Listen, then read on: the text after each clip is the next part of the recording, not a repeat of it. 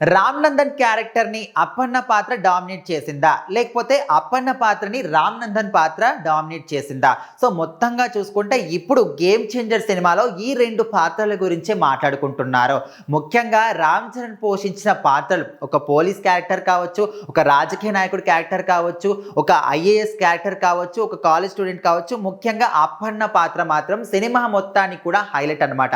ముఖ్యంగా సినిమా ఇంత స్ట్రాంగ్‌గా ఉంది అంటే ఖచ్చితంగా అప్పన్న పాత్ర అని చెప్పుకోవచ్చు. అప్పన్న అదేవిధంగా పార్వతి క్యారెక్టర్ చేసిన అంజలి. సో, వీళ్ళిద్దరి కాంబినేషన్ మాత్రం అసలు ఈ సినిమా పట్ల చూసుకుంటే ఇప్పటి నుంచి అప్పన్న అదేవిధంగా పార్వతి వీళ్ళిద్దరి క్యారెక్టర్లు మాత్రం మన సినిమా ఇండస్ట్రీలో ఉండిపోతాయి. ఖచ్చితంగా ప్రతి ఒక్కరు కూడా గుర్తుండిపోతాయి. అంత అద్భుతంగా వీళ్ళిద్దరు కూడా నటించారనే విధంగా అందరూ కూడా చెప్పుకుంటున్నారు. అయితే ఈ సినిమా అనేది ఎన్నో భారీ అంచనాల మధ్య రిలీజ్ అయినప్పటికీ కూడా రిలీజ్ అయిన మొదటి రోజు నుంచి ఈ రోజు నుంచే ఒక మిక్స్డ్ టాక్ అనేది సినిమాకు వస్తూ ఉంది. అయితే రిలీజ్ అయిన ప్రతి ఒక్క పెద్ద సినిమా కూడా స్టార్టింగ్లో మిక్స్డ్ టాక్ వచ్చినప్పటికీ పోన్ పోన్ లాంగ్ రన్లో మాత్రం మంచి పేరు వస్తుంది. అదేవిధంగా మంచి హిట్ సాధించి మంచి వసూలు కూడా వస్తున్నాయి. సో, అదే క్రమంలో ఇప్పుడు 'గేమ్ చేంజర్' సినిమా కూడా స్టార్టింగ్ నుంచే శంకర్ మార్కు కనిపించలేదు. అసలు శంకర్ సినిమానే కాదు ఇది. అసలు ఆయన చూపించే కొత్తదనం ఎక్కడ కూడా కనిపించలేదు. చాలా రొటీన్‌గా ఉంది.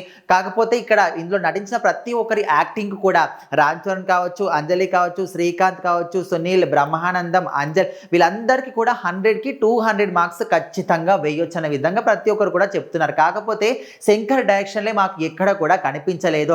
ఆయన కంబ్యాక్ ఇస్తాడనుకున్నాం కానీ ఇంకొక అడుగు వెనక్కే వేశాడనే విధంగా చాలా మంది కూడా అనుకుంటున్నారు. సో, మొత్తానికైతే ఇందులో అప్పన్న పాత్ర అనేది ఒక స్టోరీ మొత్తానికి కూడా ఒక స్ట్రాంగ్ పిల్లర్‌గా నిలబడిందనమాట.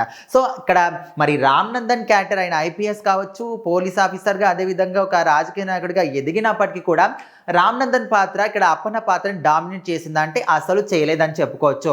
అక్కడ ఒక వ్యక్తి అన్ని క్యారెక్టర్లు వేసినప్పటికీ ఇక్కడ అప్పన్న పాత్ర ఒకటి ఆ 3 క్యారెక్టర్‌ని 2 క్యారెక్టర్‌లని కూడా డామినేట్ చేయడం జరిగిందనే విధంగా చెప్పుకోవడం జరుగుతుంది. సో, మొత్తానికి ఎస్‌జే సూర్యతోని కలబడిన ఆయన క్యారెక్టరైజేషన్ కావచ్చు, అదేవిధంగా ఒక సామాన్య వ్యక్తి రాజకీయ నాయకుడిగా ఎదిగి దాని వెనకాల ఎంత కష్టం ఉంటుంది, ఎన్ని ప్రాబ్లమ్స్ ఉంటాయి, ఎంత కృషి చేస్తే ఈ స్థాయికి వస్తారు. అదేవిధంగా సినిమా మొత్తంలో చూసుకుంటే సామాన్య ప్రజలు ఓటున్న ప్రతి ఒక్కరు కూడా వాళ్ళ ఓటు హక్కును వినియోగించుకోవాలని ముఖ్య ఉద్దేశం ఒక మెసేజ్ మాత్రం సినిమాలో ఉన్నట్టు తెలుస్తుంది. సో, మొత్తానికైతే ఇక్కడ రామ్ నందన్ పాత్రనే అప్పన్న పాత్ర డామినేట్ చేసింది అని మాట్లాడుకోవచ్చు.